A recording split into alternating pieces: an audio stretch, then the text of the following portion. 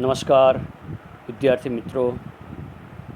ધોરણ 10માં યોગ, સ્વાસ્થ્ય અને શારીરિક શિક્ષણના વિષયમાં હું અશોક જોશી આપ સબનું તમારા બધાનું સ્વાગત કરું છું.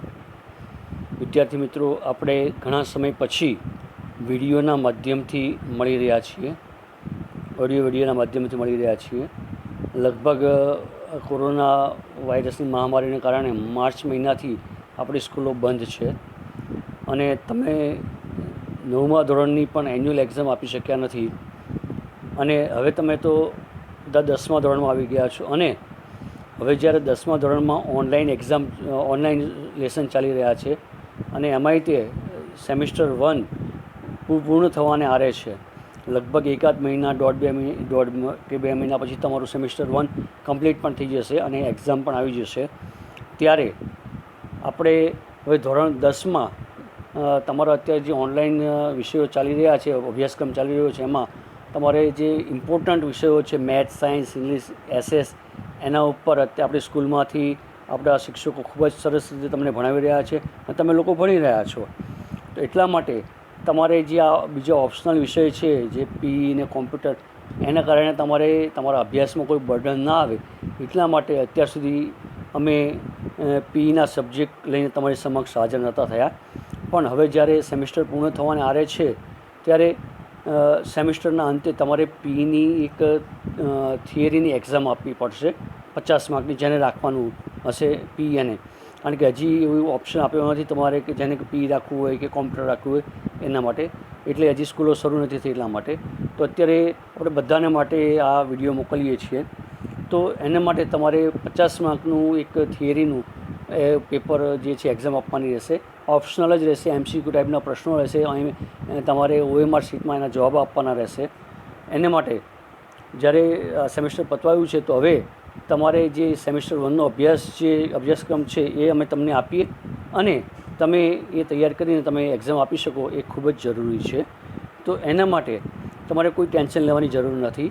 બિલકુલ તમે નીડર રહી અને તમે પરીક્ષા આપી શકો છો. પ્રેક્ટિકલ પણ લેવાની હોય છે, પણ અત્યારે આ પરિસ્થિતિને કારણે તમારે પ્રેક્ટિકલની કોઈ ચિંતા કરવાની નથી. એ આપણે જ્યારે સ્કૂલ શરૂ થશે ત્યારે અથવા તો વર્ષના અંતે આપણે જોઈ લઈશું. એટલે પ્રેક્ટિકલની તમારે કોઈ ચિંતા નથી કરવાની. અત્યારે ખાલી સેમિસ્ટર 1ના થિયરી માટે તમારે એ તૈયાર થવાનું છે. એના માટે અમે નક્કી કર્યું છે કે અત્યારે તમારે પાઠ્યપુસ્તક અને એક સ્વાધ્યાય પોથી પર તમારે આધાર રાખવો પડશે. તો એના માટે હું તમને કહું છું એ પ્રમાણે તમારે એક પાઠ્યપુસ્તક અને સ્વાધ્યાય પોથી ખરીદવાની રહેશે. વિદ્યાર્થી મિત્રો, તમે લોકોએ જ્યારે 10મા ધોરણમાં આવ્યા ત્યારે જે તમારા બધા પુસ્તકો ખરીદ્યા હશે એમાં તમારે એક આ પીનું યોગ, સ્વાસ્થ્ય અને શારીરિક શિક્ષણનું આવું એક પુસ્તક આવ્યું જશે જોડે. જો ના આવ્યું હોય તો તમારે ખરીદી લેવાનું છે. અને આ પુસ્તકની સાથે સાથે તમારે એક સ્વાધ્યાય પોથી પણ ખરીદવાની છે, જે હું તમને હમણાં બતાવું છું એનો સ્ક્રીનશોટ. વિદ્યાર્થી મિત્રો, તમારે આવી એક ગાલાની એટલે કે નવનીતની યોગ, સ્વાસ્થ્ય અને શારીરિક શિક્ષણની સ્વાધ્યાય પોથી ખરીદવાની છે. જો ના ખરીદી હોય તો તમે કોઈ પણ સ્ટેશનરી સ્ટોરમાં જશો ત્યાંથી તમને મળી જશે. ત્યાંથી તમારે ખરીદવાની છે અને લગભગ તમારું 90% પ્રશ્નપત્ર જે છે એ સ્વાધ્યાય પોથી આધારિત રિલેટેડ જ રહેશે. એટલે એમાંથી જ તમારે તૈયારી કરવાની છે. એટલે તમારે કોઈ વધારે ટેન્શન લેવાની જરૂર નથી. હવે આપણે વાત કરીએ તમારા અભ્યાસક્રમની, સંપૂર્ણ અભ્યાસક્રમની અને સેમિસ્ટર 1ના અભ્યાસક્રમની. તો જોઈ લો, આ જે છે તમારો સંપૂર્ણ અભ્યાસક્રમ અનુક્રમણિકામાં આપેલું છે. એમાં સૌથી પહેલાં આપણે જુઓ તમારા ચેપ્ટર છે. પહેલું જે ચેપ્ટર છે અષ્ટાંગ યોગના અંતરંગ અંગો, બીજું ચેપ્ટર છે પ્રાણાયામ, ત્રીજું છે બંધ, ચોથું ચેપ્ટર છે આસન, પાંચમું ચેપ્ટર છે ચેપી અને બિનચેપી રોગો, છઠ્ઠું ચેપ્ટર છે માન્ય ચિકિત્સા પદ્ધતિઓ, સાતમું ચેપ્ટર છે HIV અને એડ્સ જાગૃતિ, આઠમું ચેપ્ટર છે દોડ, નવમું ચેપ્ટર છે ઊંચી કૂદ, 10મું ચેપ્ટર છે ચક્રફેંક, 11 અને 12માં તમને ઓપ્શન મળશે. 11મું કબડ્ડી છે, 12મું બાસ્કેટબોલ છે. એટલે આ બંને પૂછાશે, પણ તમારે બેમાંથી કોઈ પણ એક જ લખવાના રહેશે. એટલે આપણે સ્કૂલમાં કબડ્ડી આપણે ચલાવીએ છીએ, તો બાસ્કેટબોલ તમે ઓપ્શનમાં કાઢી શકો. તો બાસ્કેટબોલ તમે તૈયાર ના કરો તો ચાલે, તમારે એટલું તમને લોડ ઓછો પડે. એટલે એને તમારે તૈયાર કરવાનું રહેશે નહીં, એ નીકળી જશે, ઓપ્શનલમાં નીકળશે. એટલે કબડ્ડી અને બાસ્કેટબોલ ત્યાર પછીના જે 3 ચેપ્ટર છે એમાંથી પણ 2 ઓપ્શનલ રહેશે. એમાં 13મું ચેપ્ટર છે હેન્ડબોલ, 14મું વોલીબોલ અને 15મું ફૂટબોલ છે. આપણી સ્કૂલમાં આપણે વોલીબોલને પ્રાધાન્ય આપીએ છીએ. તો પૂછાશે ત્રણેય, પણ ત્રણેયના માર્ક પણ સેમ હશે, પણ આપણે વોલીબોલ તૈયાર કરવાનું, જેને કારણે તમારે હેન્ડબોલ અને ફૂટબોલ તૈયાર કરવાનું રહે નહીં. એટલે ટોટલ તમારા 3 ચેપ્ટર જે છે એ ઓપ્શનમાં નીકળી જશે. બાસ્કેટબોલ, હેન્ડબોલ અને ફૂટબોલ આ તમારે ઓપ્શનમાં નીકળી જાય. પણ જો તમને કબડ્ડીની કરતાં જો બાસ્કેટબોલ સારો આવડતું હોય તમારે તૈયાર કરવું હોય તો તમારી ચોઈસ પ્રમાણે તમે કરી શકો છો. એ જ પ્રમાણે હેન્ડબોલ, વોલીબોલ અને ફૂટબોલમાં આપણે પ્રાધાન્ય વોલીબોલને આપીએ છીએ, પણ તમને જો હેન્ડબોલ કે ફૂટબોલ સારું આવડતું હોય તો તમે કરી શકો છો. બરાબર છે. આમ ટોટલ 15 ચેપ્ટર છે, એમાંથી તમારે 12 ચેપ્ટર તૈયાર કરવાના રહેશે. આ ટોટલ વર્ષ દરમિયાનનો અભ્યાસક્રમ છે. હવે આપણે સેમિસ્ટર 1નો જે આપણો અભ્યાસક્રમ છે એ અને એનો ગુણભાર વિશે ચર્ચા કરીએ. વિદ્યાર્થી મિત્રો જુઓ, આ સેમિસ્ટર 1નો અભ્યાસક્રમ છે. આપણે સેમિસ્ટર 1માં જે ચેપ્ટરો લેવાના છે એ અને એ દરેક ચેપ્ટરમાંથી કેટલા માર્ક્સનું પૂછાશે એ. તો સૌથી પહેલું છે અષ્ટાંગ યોગના અંતરંગ અંગો. એના ગુણભાર છે 8 માર્ક્સ, એટલે એ ચેપ્ટરમાંથી 8 માર્ક્સના પ્રશ્નો પૂછાઈ શકે. ત્યાર પછી બીજું ચેપ્ટર છે પ્રાણાયામ, એનો ગુણભાર છે 7 માર્ક્સ, એટલે એમાંથી 7 માર્કના પ્રશ્નો પૂછાઈ શકે છે. ત્યાર પછી જે 5મું ચેપ્ટર છે ચેપી અને બિનચેપી રોગો. આ ચેપ્ટરમાં ગુણભાર છે 8, એટલે 8 માર્કના પ્રશ્નો પૂછાઈ શકે છે. ત્યાર પછી 6થું ચેપ્ટર છે માન્ય ચિકિત્સા પદ્ધતિ, એનો ગુણભાર છે 7, એટલે 7 માર્કના પ્રશ્નો પૂછાઈ શકે છે. ત્યાર પછી 8મું ચેપ્ટર છે દોડ, એના ગુણભાર છે 10, તો એમાંથી 10 માર્કના પ્રશ્નો પૂછાશે. ને ત્યાર પછી 11મું ચેપ્ટર છે કબડ્ડી, એટલે એની ઓપ્શનમાં તમારે બાસ્કેટબોલ પણ આવે, પણ આપણે કબડ્ડીને પ્રાધાન્ય આપીએ છીએ એટલે અહીંયા કબડ્ડી લખ્યું છે. ને એના પણ 10 માર્કના પ્રશ્નો પૂછાશે. એટલે ટોટલ તમારું 50 માર્કનું પ્રશ્નપત્ર થશે. એ MCQ ટાઈપના જશે અને તમારે OMR શીટમાં જ એના આન્સર લખવાના રહેશે. એટલે તમારે કોઈ પણ જાતના ટેન્શન વગર આ સબ્જેક્ટની તૈયારી કરવાની છે. ખબર પડી ગઈ તમને? તો હવે આપણે આપણું જે પહેલું ચેપ્ટર જે છે અષ્ટાંગ યોગના અંતરંગ અંગો, એના વિશે આપણે ચર્ચા કરી લઈએ.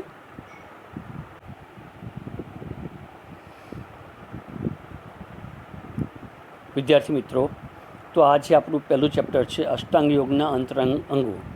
હવે મહર્ષિ પતંજલિ યોગમાં માનવ જીવનમાં ઉપયોગી છે એવા અષ્ટાંગ યોગની રચના કરી છે. યોગ એ તો એક સમુદ્ર જેટલું મોટું વિશાળ ગ્રંથ છે. એમાંથી માનવ જીવનમાં જરૂરી છે એવા અષ્ટાંગ યોગની રચના મહર્ષિ પતંજલિએ કરી છે. અષ્ટાંગ યોગમાં યમ, નિયમ, આસન, પ્રાણાયામ, પ્રત્યાહાર, ધારણા, ધ્યાન અને સમાધિ, આ 8 અંગોની ચર્ચા કરી છે. એમાંથી જે પહેલાં 5 અંગો છે શરૂઆતના, યમ, નિયમ, આસન, પ્રાણાયામ ને પ્રત્યાહાર, આ 5 અંગોને બહિરંગ અંગો કહેવામાં આવે છે. અને છેલ્લા 3 ધારણા, ધ્યાન અને સમાધિ, એને અંતરંગ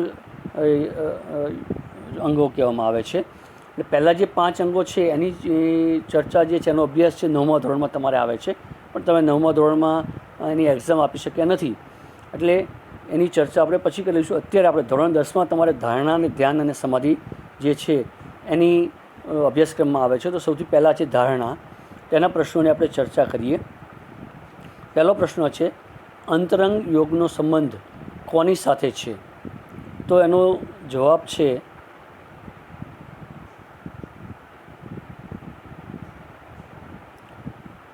અંતરંગ યોગનો જે છે એ અંતઃકરણ સાથે. અંતરંગ યોગનો સંબંધ અંતઃકરણ એટલે આંતરિક સાથે છે. એમાં ધારણા, ધ્યાન ને સમાધિ આવે છે. એનો જવાબ છે અંતઃકરણ. બીજો પ્રશ્ન છે અંતરંગ યોગની શરૂઆત કયા અંગથી થાય છે?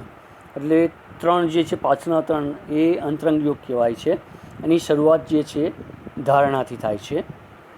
ત્યાર પછી છે અંતરંગ યોગનું પ્રથમ અંગ કયું છે? તો એના જેવો જ છે, પ્રથમ અંગ છે અંતરંગ યોગનું એ ધારણા છે, બી છે એનો જવાબ, ધારણા. ત્યાર પછી છે મહર્ષિ પતંજલિએ યોગના 8 અંગોની ચર્ચા કયા ગ્રંથમાં કરી છે? તો એમાં છે ચોથોનો જવાબ છે યોગ દર્શન. યોગ દર્શન નામનો એક ગ્રંથ લખ્યો છે, એમાં એમણે અષ્ટાંગ યોગની રચના કરી છે મહર્ષિ પતંજલિએ. ત્યાર પછી 5મો પ્રશ્ન છે ધારણા અષ્ટાંગ યોગનું કયું અંગ છે? હવે આમાં ધ્યાન રાખવાની જરૂર છે કે અષ્ટાંગ યોગ અને અંતરંગ યોગ. અંતરંગ યોગનું ધારણા એ પહેલું છે, બરાબર છે, ત્યારે અષ્ટાંગ યોગનું જે છે એ 6થું અંગ છે. તો અહીંયા પ્રશ્ન છે ધારણા એ અષ્ટાંગ યોગનું કયું અંગ છે? તો અષ્ટાંગ યોગનું એ છઠ્ઠું અંગ છે. યમ, નિયમ, આસન, પ્રાણાયામ, પ્રત્યાહાર ને ધારણા એટલે છઠ્ઠું અંગ છે. ત્યાર પછી છઠ્ઠો પ્રશ્ન છે, અંતરંગ યોગમાં કયા 3 અંગોનો સમાવેશ થાય છે? જેમ મેં અગાઉ ચર્ચા કરી કે અંતરંગ યોગમાં છેલ્લા 3 લાસ્ટ 3 છે 8માંથી ધારણા, ધ્યાન અને સમાધિ. અહીંયા જવાબ આવશે ડી, ધારણા, ધ્યાન અને સમાધિ. ત્યાર પછી 7મો પ્રશ્ન છે, ધારણા શામાં મદદરૂપ બને છે? તો ધારણા જે છે એ નાડી શુદ્ધિમાં મદદરૂપ બને છે. જવાબ નાડી શુદ્ધિ આવશે. ત્યાર પછી છે, બહિરંગ યોગમાં કયા 5 અંગોનો સમાવેશ થાય છે? જેમ મેં કીધું છેલ્લા 3 છે ધારણા, ધ્યાન, સમાધિ છે અને પહેલા 3 જે છે યમ, નિયમ, આસન, પ્રાણાયામ અને પ્રત્યાહાર. એટલે અહીંયા જવાબ આવશે બી, યમ, નિયમ, આસન, પ્રાણાયામ ને પ્રત્યાહાર. આ 5 છે બહિરંગ યોગ કહેવામાં આવે છે અને છેલ્લા 3 જે છે ધારણા, ધ્યાન અને સમાધિ અંતરંગ યોગ કહેવામાં આવે છે. ત્યાર પછી 9મો પ્રશ્ન છે, ધારણા શબ્દનો સાચો અર્થ શું થાય છે? તો ધારણા શબ્દનો સાચો અર્થ થાય છે એકાગ્રતા. ધારણામાં એકાગ્રતા, ધારણા કરવાથી એકાગ્રતા આપણી વધે છે. જવાબ છે એકાગ્રતા. ત્યાર પછી 10મો પ્રશ્ન છે, ધારણાની દેશબંધસ્ય ધારણા વ્યાખ્યા કોણે આપી છે? તો આ વ્યાખ્યા છે મહર્ષિ પતંજલિએ આપેલી છે. બી જવાબ છે મહર્ષિ પતંજલિ. ત્યાર પછી 11મો પ્રશ્ન છે, ધારણાની દેશબંધસ્ય ધારણા વ્યાખ્યા કયા ગ્રંથમાં આપવામાં આવી છે? તો એ યોગ દર્શન, મહર્ષિ પતંજલિએ લખેલું છે યોગ દર્શન. એમાં આ વ્યાખ્યા મહર્ષિ પતંજલિએ આપેલી છે. 12મો પ્રશ્ન છે, અષ્ટાંગ યોગના કયા અંગથી ચિત્તને કોઈપણ એક સ્થાન ઉપર કેન્દ્રિત કરી શકાય છે? 12મા પ્રશ્નનો જવાબ છે ધારણા. ધારણાથી આપણે ચિત્તને કોઈપણ એક સ્થાન ઉપર કેન્દ્રિત કરી શકીએ છીએ. એક ધ્યાન ઉપર આપણે એને સ્થિર કરી શકીએ છીએ. 13મો પ્રશ્ન છે, ધારણાના વિષયો કેટલા છે? તો ધારણાના કુલ 5 વિષયો છે. એ 5 વિષયો કયા છે હું તમને કહી દઉં. 5 સ્વરૂપો એટલે 5 વિષયો છે. પહેલું છે બાહ્ય માનસિક રૂપો છે, બાહ્ય માનસિક, બાહ્ય છે. બીજું છે માનસિક છે. ત્રીજું છે શરીરના બાહ્ય જે અંગો છે એના ઉપર. ચોથું છે શરીરના આંતરિક અંગો ઉપર. અને 5મું છે ઇન્દ્રિયાતીત. આ 5 જે છે એના વિષયો છે ધારણાના. ત્યાર પછી 14મો પ્રશ્ન છે, ચિત્તને એકાગ્ર કરવા કેટલા પ્રકારના પ્રદેશો છે? તો એનો જવાબ છે 3. ત્યાર પછી 15મો પ્રશ્ન છે, ધારણાની મુખ્ય કેટલી રીતો છે? તો ધારણાની મુખ્ય 2 રીતો છે. 16મો પ્રશ્ન છે, યોગ્ય રીતે કરવામાં આવેલી ધારણાના આધારે શું પ્રાપ્ત થાય છે? તો યોગ્ય રીતે કરેલી ધારણાને જે યોગ્ય રીતે ધારણા કરવામાં આવે તો એના જવાબ છે આપણે ધ્યાન અને સમાધિ. યોગ્ય રીતે જો ધારણા કરવામાં આવે તો ધ્યાન અને સમાધિ પ્રાપ્ત થાય છે. પેપરવાળા ભાઈ પૈસા લેવા આવ્યા છે.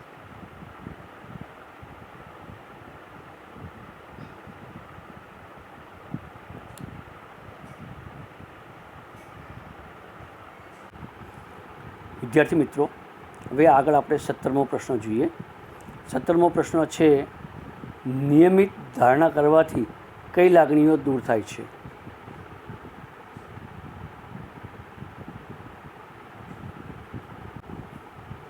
નિયમિત ધારણા કરવાથી કઈ લાગણીઓ દૂર થાય છે? તો એનો જવાબ છે નકારાત્મક. જે આપણે નકારાત્મક લાગણીઓ આપણા મનમાં, શરીરમાં જે નકારાત્મક લાગણીઓ હોય એ દૂર થઈ જાય છે. ત્યાર પછીનો પ્રશ્ન છે, નિયમિત ધારણા કરવાથી શામાં પરિવર્તન આવે છે? તો સ્મૃતિમાં. આપણી જે સ્મૃતિ છે, આપણી બુદ્ધિ છે, આપણી યાદશક્તિ છે એ નિયમિત ધારણા કરવાથી એમાં આપણે જે ઘણું પરિવર્તન આવી શકે છે. ત્યાર પછીનો પ્રશ્ન છે આગળનો, ધારણાની સફળતા અને મનની એકાગ્રતા માટે કઈ 3 વસ્તુઓ અનિવાર્ય છે? તો ધારણા આપણે કરીએ ત્યારે એને સફળ કરવા માટે શું જરૂરી છે? તો એનો જવાબ છે ધૈર્ય, ઉત્સાહ અને પવિત્રતા. ધૈર્ય, ઉત્સાહ અને પવિત્રતા હોય તો જ આપણે ધારણામાં સફળતા મેળવી શકીએ છીએ. ત્યાર પછીનો પ્રશ્ન છે, અંતરંગ યોગના અભ્યાસને શું કહેવામાં આવે છે? તો જવાબ છે રાજયોગ. અંતરંગ યોગના અભ્યાસને રાજયોગ કહેવામાં આવે છે. ત્યાર પછીનો પ્રશ્ન છે, ધારણાથી સાધક કયા પ્રકારનું મનોબળ પ્રાપ્ત કરે છે? તો ધારણાથી સાધક જે છે એ દઢ પ્રકારનું મનોબળ પ્રાપ્ત કરે છે.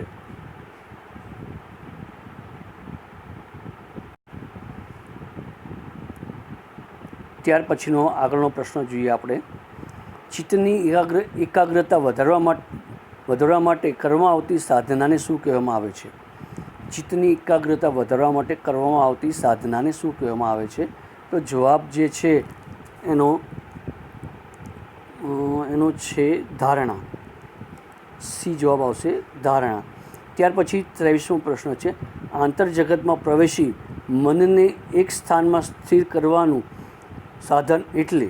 આંતરમનમાં પ્રવેશીને મનને એક જ જગ્યા પર સ્થિર કરવાનું એને શું કહેવામાં આવે છે? ધારણા. જવાબ છે ધારણા. 24મો પ્રશ્ન છે. કોનાથી ચિત્તના તત્વમાં નિશ્ચય ભાવ પેદા થાય છે? 24મો પ્રશ્ન છે. કોનાથી ચિત્તના તત્વમાં નિશ્ચય ભાવ પેદા થાય છે? તો ધારણા જવાબ છે. 25મો પ્રશ્ન છે. શુદ્ધ ચિત્તને ઈષ્ટદેવની પ્રતિમા કે ઈષ્ટ પ્રદેશમાં એકાગ્ર સ્થિર કરવાને શું કહે છે? 25મો પ્રશ્ન છે, એનો જવાબ છે પણ ધારણા. આ ધારણાનું ચેપ્ટર છે, લગભગ જવાબ ધારણા આવે છે. 26મો પ્રશ્ન છે. મનને એક વિષય ઉપર લાંબા સમય સુધી બાંધી રાખવાની તાલીમને શું કહે છે?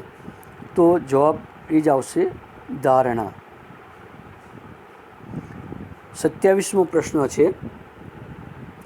ધારણા માટે કેટલીક ખૂબ જ સુંદર પદ્ધતિઓનું વર્ણન કોણે કર્યું છે? મહર્ષિ પતંજલિએ ધારણા માટેની કેટલીક સુંદર પદ્ધતિઓનું વર્ણન કર્યું છે. ત્યાર પછીનો પ્રશ્ન છે. શું કરીને ધારણા કરી શકાય? તો ત્રાટક કરીને ધારણા કરી શકાય છે. ત્યાર પછી 29મો પ્રશ્ન છે. ચિત્તને એકાગ્ર કરવાના પ્રકારોમાં એક પ્રકાર ખોટો છે તે શોધી કાઢો. તો આમાં આધ્યાત્મિક, આધિભૌતિક અને આધિદૈહિક ત્રણેય પ્રકાર સાચા છે, પણ ભૌતિક પ્રકાર જે છે ખોટો છે. ત્યાર પછી 30મો પ્રશ્ન છે. જ્યારે સાધકને માત્ર ધ્યેય સ્વરૂપનું ભાન રહે ત્યારે કઈ સ્થિતિ સર્જાય છે? તો સમાધિની સ્થિતિ સર્જાય છે. જ્યારે સાધક જે છે એ ધ્યાનમાં બેઠો હોય ત્યારે એને બધું જ ભૂલી જાય, ખાલી પોતાનું ધ્યેય જ યાદ રહે, ત્યારે એ સમાધિમાં પ્રવેશી ગયો છે એવું કહેવામાં આવે છે. 31મો પ્રશ્ન છે. વિદ્યાર્થીઓને અભ્યાસમાં પ્રગતિ કરવા માટે કઈ બાબત મહત્ત્વનો ફાળો આપે છે? તો 31મો પ્રશ્નનો જવાબ છે એકાગ્રતા. જો એકાગ્રતા હોય તો વિદ્યાર્થી પોતાના અભ્યાસમાં પ્રગતિ કરી શકે છે. અને ધારણાનો છેલ્લો પ્રશ્ન 32મો પ્રશ્ન છે. નિયમિત ધારણા કરવાથી ચિત્તની વૃત્તિઓનું શું થાય છે? તો જવાબ છે સી, નિરોધ. તો આ વિદ્યાર્થી મિત્રો, આ આપણા ધારણાના 32 પ્રશ્નો અહીંયા પૂરા થાય છે. હવે જે છે આગળ આપણે ધ્યાન વિશે જે છે એ માહિતી મેળવીએ.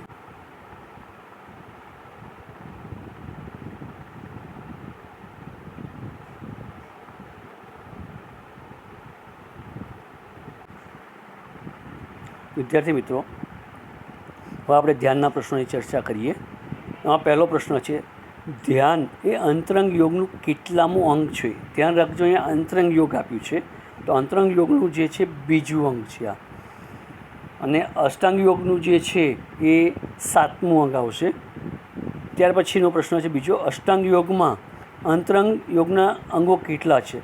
અષ્ટાંગ યોગમાં અંતરંગ યોગના અંગો જે છે 3 છે: ધારણા, ધ્યાન અને સમાધિ. ત્યાર પછીનો પ્રશ્ન છે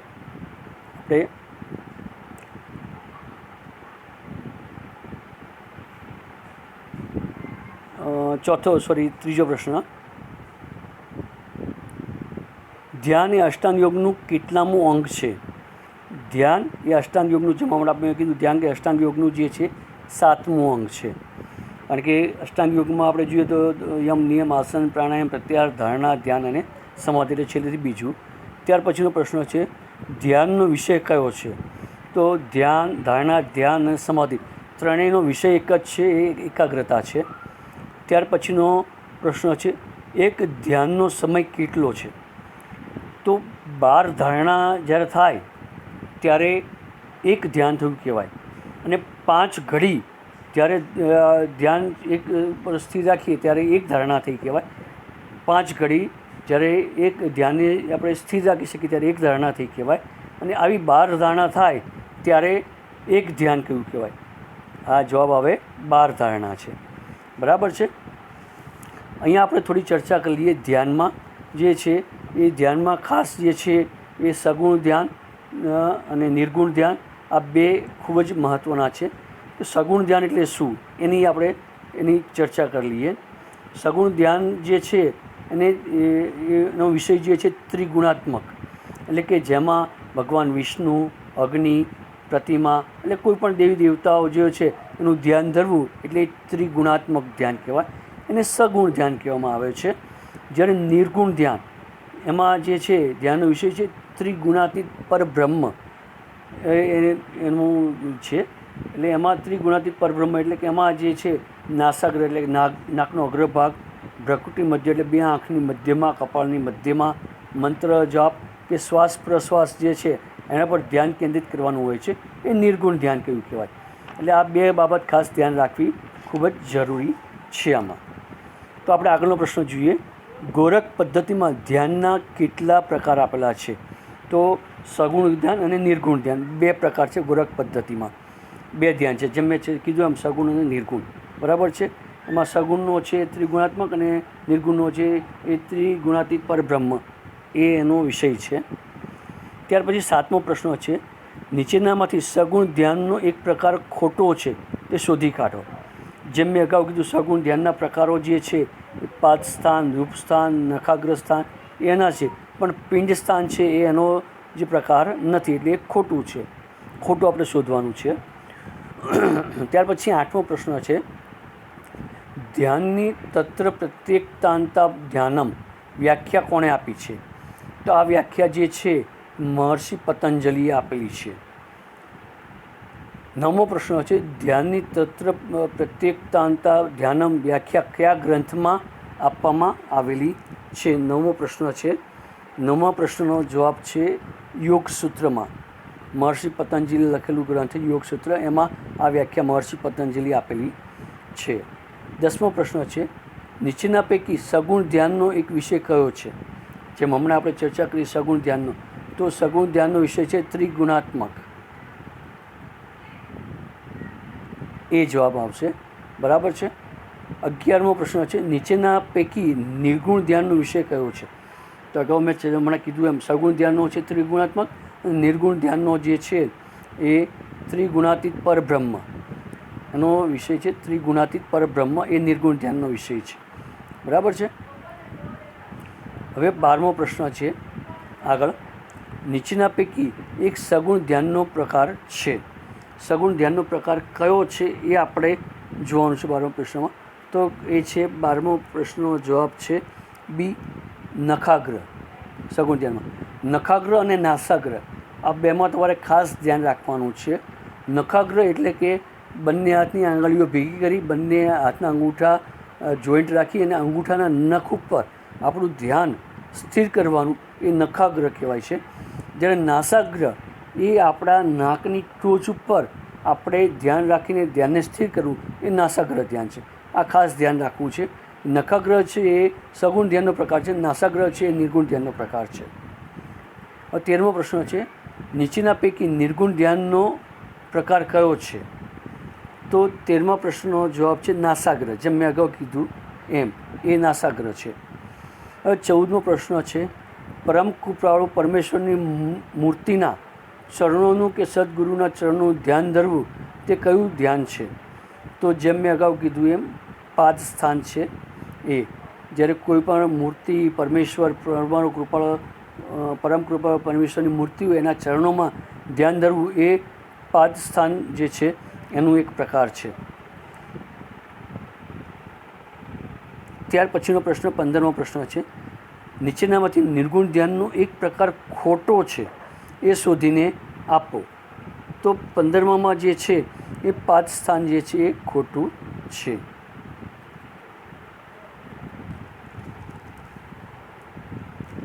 ત્યાર પછી 16મો પ્રશ્ન છે.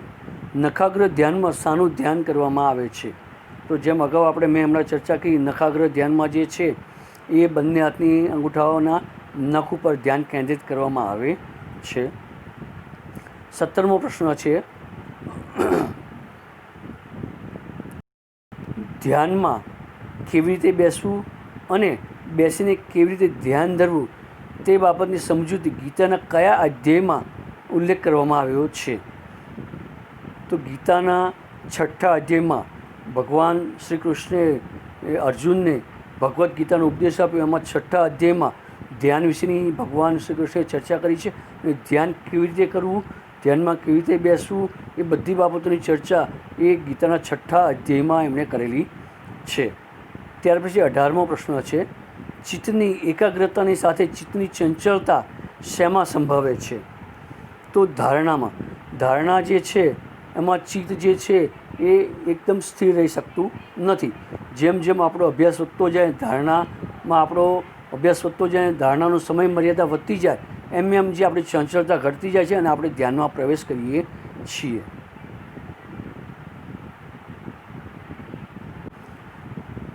હવે 19મો પ્રશ્ન છે, ખુલ્લી આંખે સૂર્ય કે ચંદ્રનું ધ્યાન ધરીને આંખો બંધ કર્યા પછી હૃદયથી તેના સ્વરૂપો જોવાને શું કહે છે?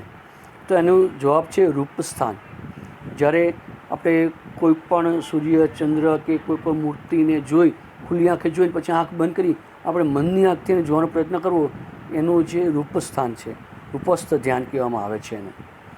ત્યાર પછી 20મો પ્રશ્ન છે, કયા ધ્યાનમાં દ્રષ્ટિને નાસિકા એટલે કે નાકના અગ્રભાગ ઉપર સ્થિર કરવાની હોય છે? તેનો જવાબ છે નાસાગ્ર. નાસાગ્ર અને નખાગ્ર, મેં કીધું એમ તમારે ખાસ ધ્યાન રાખવું પડશે આમાં. ત્યાર પછીનો પ્રશ્ન છે, કયા ધ્યાનમાં દ્રષ્ટિને બંને ભમરોની વચ્ચે સ્થિર કરવામાં આવે છે? એટલે આપણે બંને ભ્રકુટી છે એની મધ્યમાં ધ્યાનને સ્થિર કરવું, એ ધ્યાનને ભ્રકુટી મધ્યમાં ધ્યાન કહેવામાં આવે છે. ત્યાર પછી 22મો પ્રશ્ન છે, અષ્ટાંગ યોગમાં બહિરંગ યોગના કેટલા અંગો છે? તો અહીંયા ખાસ ધ્યાન રાખવું, બહિરંગ યોગ કીધા છે.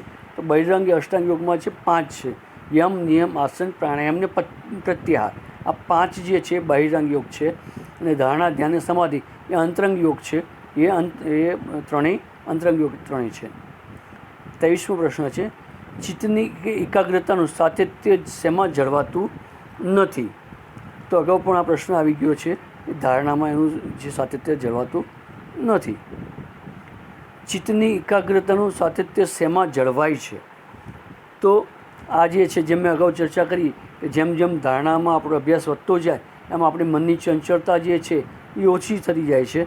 આપણું મન જે છે એ એકાગ્ર એક જગ્યાએ સ્થિર જે છે એ ધારણામાં નથી રહેતું, પણ ધારણાની જ્યારે આપણે વધારે અભ્યાસ કરીએ ત્યારે આપણું ધ્યાન એક જગ્યાએ વધારે સમય સુધી આપણે એકાગ્ર કરી શકીએ છીએ અને એ ધ્યાનમાં શક્ય બને છે. જવાબ છે ધ્યાનમાં. 25મો પ્રશ્ન છે, કયા ધ્યાનમાં મનથી શ્વાસ પ્રવાસનું નિરીક્ષણ કરવાનું હોય છે? તો જવાબ છે શ્વાસ પ્રશ્વાસ ધ્યાનમાં. આ ધ્યાનનો જે પ્રકાર છે શ્વાસ પ્રશ્વાસનો ધ્યાનનો પ્રકાર છે. એમાં આપણે આંખો બંધ કરી કંઈ પણ વિચાર કર્યા વગર આપણા શ્વાસ ઉપર ધ્યાન કેન્દ્રિત કરવાનું હોય છે.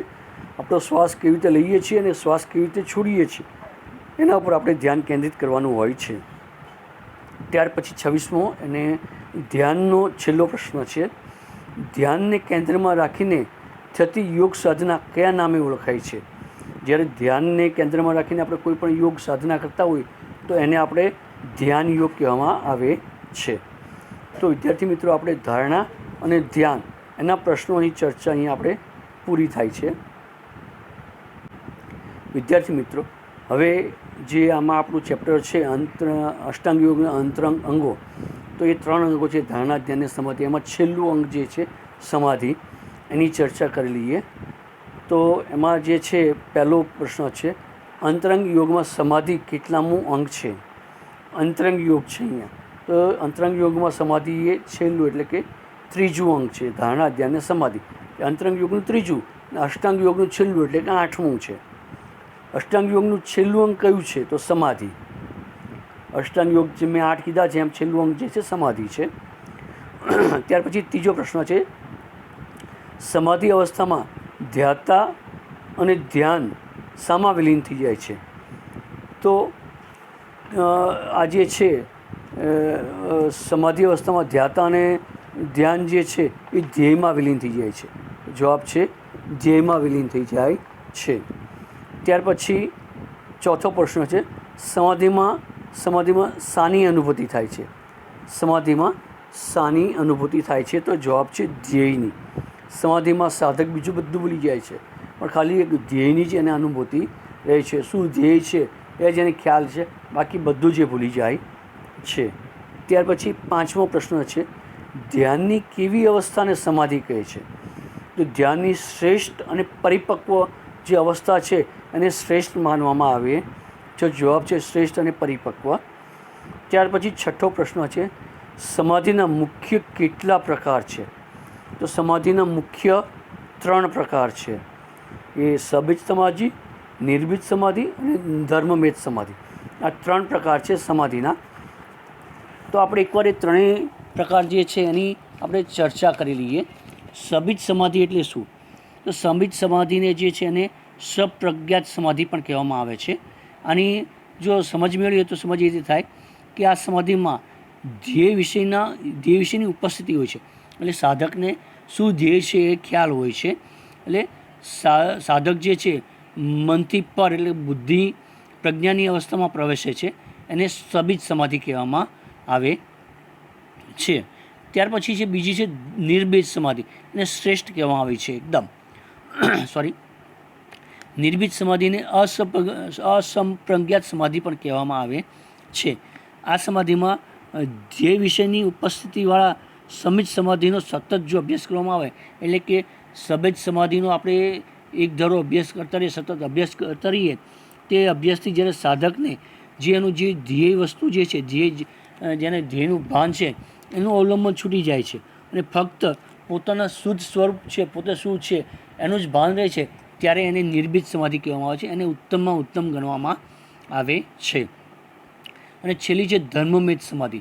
એ કેવલ્યાવસ્થાની પ્રાપ્તિની જે છે પ્રવેશ દ્વાર કહેવામાં આવે છે ધર્મમેધ સમાધિ. સબીજ સમાધિ અને નિર્બીજ સમાધિ બંનેનો સતત અભ્યાસ જો કરતો રહે સાધક, ત્યારે સાધકના જીવનમાં મનમાં એક ગૂઢ એકદમ ગહન રહસ્યો જે પ્રાપ્ત થાય છે, એકદમ ગૂઢ જ્ઞાન પ્રાપ્ત થાય છે. અને એમાંથી એ 5 કલેશ જે છે આપણા જીવનના એ છૂટી જાય છે. 5 કલેશ છે જ્ઞાન, અજ્ઞાન, અહંકાર, રાગ, દ્વેષ અને જીવન જીવવાની પ્રબળ ઈચ્છા જે છે એ નાશ પામે છે. અને જે છે એના કર્મો પણ બીજ સાથે નાશ પામે છે અને આત્માથી પરમાત્માનું મિલન થાય છે. એ ધર્મમેધ સમાધિ છે. આ 3 સમાધિ 3 પ્રકાર છે. સમાધિના મુખ્ય 3 પ્રકાર: સબીજ સમાધિ, સપ્રજ્ઞાત સમાધિ પણ કહે છે, નિર્બીજ સમાધિ અને અસપ્રજ્ઞાત સમાધિ પણ કહે છે, અને ધર્મમેધ સમાધિ. આ 3 પ્રકાર સમાધિના છે. 7મો પ્રકાર છે, 7મો પ્રશ્ન છે એ છે, સમાધિના કયા પ્રકારમાં ચિત્ત નિરુદ્ધ બને છે? સમાધિના કયા પ્રકારમાં ચિત્ત નિરુદ્ધ બને છે? તો જવાબ છે ધર્મમેધ સમાધિ. ધર્મમેધ સમાધિમાં જે ચિત્ત છે નિરુદ્ધ બની જાય છે. હવે આગળનો પ્રશ્ન જોઈએ આપણે. સમાધિનું સર્વોચ્ચ સ્વરૂપ કયું છે? 8મો પ્રશ્ન છે, સમાધિનું સર્વોચ્ચ સ્વરૂપ કયું છે? એ છે ધર્મમેધ સમાધિ.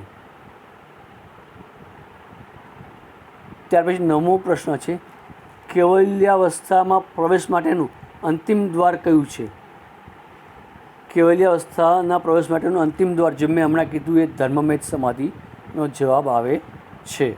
એક થોડી જોડે ચર્ચા કરી લો. અગાઉના પ્રશ્નમાં એક આન્સર આપણે ખોટો ગયો છે, એનો જવાબ તમે જરા સુધારી લેજો. 6થો પ્રશ્ન છે,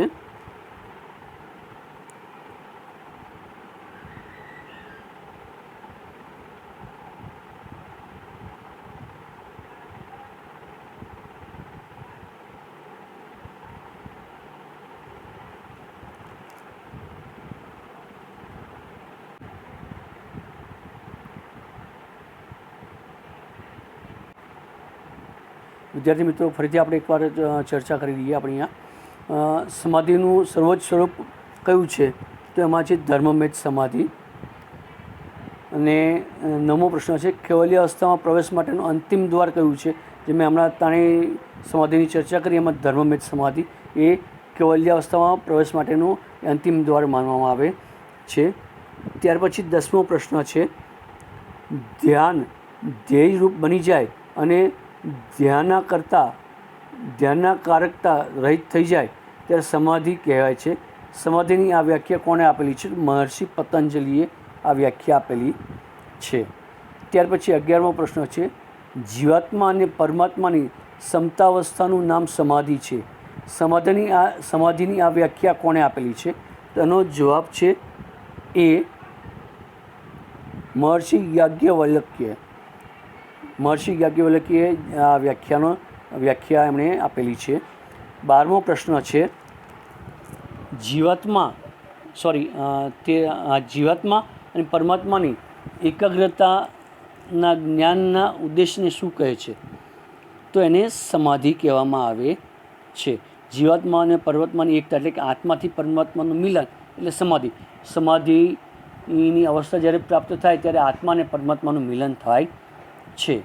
13મો પ્રશ્ન છે સમાધિ એટલે ચિત્તની વૃત્તિઓનો સંપૂર્ણ નિરોધ. એનો પ્રશ્ન જવાબ આવશે એ. 14મો પ્રશ્ન છે સમાધિના કયા પ્રકારમાં ધ્યેય વિષયની ઉપસ્થિતિ હોય છે? ખાસ સમજો કે ધ્યેય વિષયની ઉપસ્થિતિ શેમાં હોય છે? તો સબિત સમાધિ છે એમાં ધ્યેય વિષયની ઉપસ્થિતિ હોય છે. નિર્બીજ સમાધિમાં ધ્યેય વિષયની ઉપસ્થિતિ જે છે એ જતી રહે છે, એના શુદ્ધ સ્વરૂપનું ભાન રહે છે, પણ ધર્મવિદ સમાધિમાં એ પણ છૂટી જાય છે. ત્યાર પછી 15મો પ્રશ્ન છે કયા પ્રકારની સમાધિમાં સાધક મનથી પર પ્રજ્ઞાની ભૂમિકામાં પ્રવેશે છે? તો એ સબિત સમાધિ એનો જવાબ છે. 15મો પ્રશ્ન છે એનો જવાબ છે 15મો પ્રશ્ન સબિત સમાધિ ડી. 16મો પ્રશ્ન છે સમાધિના કયા પ્રકારમાં ચિત્ત એકાગ્ર બને છે? સબિત સમાધિમાં ચિત્ત જે છે એ એકાગ્ર બને છે. ત્યાર પછી 17મો પ્રશ્ન છે વિવેક બુદ્ધિના જ્ઞાનના સામર્થ્યથી સાધકને કયા પ્રકારની સમાધિ પ્રાપ્ત થાય છે? ફરીથી એકવાર હું રિપીટ કરું છું. 17મો પ્રશ્ન વિવેક બુદ્ધિના જ્ઞાનના સામર્થ્યથી સાધકને કયા પ્રકારની સમાધિની પ્રાપ્તિ થાય છે? જવાબ છે ધર્મમેધ સમાધિ.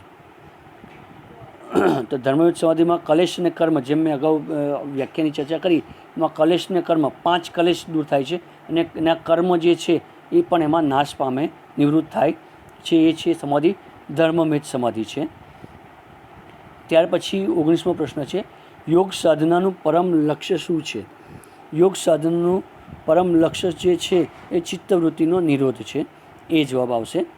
ત્યાર પછી 20મો પ્રશ્ન છે ધ્યેય માત્રનું જેમાં સ્ફુરણ હોય તેને શું કહે છે? ધ્યેય માત્રનું સ્ફુરણ હોય તેને સમાધિ કહેવામાં આવે છે.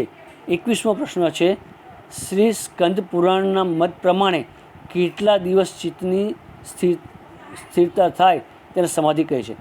તો સ્કંદ પુરાણમાં આ માહિતી આપેલી છે કે જ્યારે 12 દિવસ સુધી ચિત્તને એક જ જગ્યાએ સ્થિર રાખી શકો. ફરીથી તમે ધ્યાન આપજો, ચિત્તને એક જ જગ્યા ઉપર 12 દિવસ સુધી જ્યારે આપણે સ્થિર રાખી શકીએ ત્યારે આપણે સમાધિની અવસ્થા પ્રાપ્ત કરી શકીએ છીએ. અહીંયા જવાબ આવશે 12 દિવસ સુધી. સ્કંદ પુરાણમાં વ્યાખ્યા આપેલી છે કે ચિત્તને 12 દિવસ સુધી એક જ જગ્યાએ સ્થિર રાખી શકીએ ત્યારે આપણે સમાધિની અવસ્થા પ્રાપ્ત થાય છે. ત્યાર પછીનો 22મો પ્રશ્ન છે કઈ સમાધિમાં સાધક જન્મ મરણના ફેરામાંથી મુક્ત થાય છે? તો જવાબ છે નિર્બીજ સમાધિ. અને 23મો પ્રશ્ન છે કઈ સમાધિમાં ચિત્તની સર્વવૃત્તિઓ ચેષ્ટા રહિત બની જાય છે? તો કઈ સમાધિમાં ચિત્તની વૃત્તિઓની ચેષ્ટા રહિત બની જાય છે? જવાબ જે છે એ નિર્બીજ સમાધિ છે. તો મિત્રો અહીંયા આપણે પહેલું ચેપ્ટર જે છે અષ્ટાંગ યોગના અંતરંગ અંગો ધારણા, ધ્યાન અને સમાધિ, એના દરેક પ્રશ્નોને આપણે ચર્ચા કરી લીધી છે. બરાબર છે. હું અહીંયા તમને જવાબ ટીક કરતો ગયો એટલે તમને ખ્યાલ હશે ના હોય તો લગભગ તમારી સ્વાધ્યાય પોથીમાં પાછળ જવાબ આપેલા છે.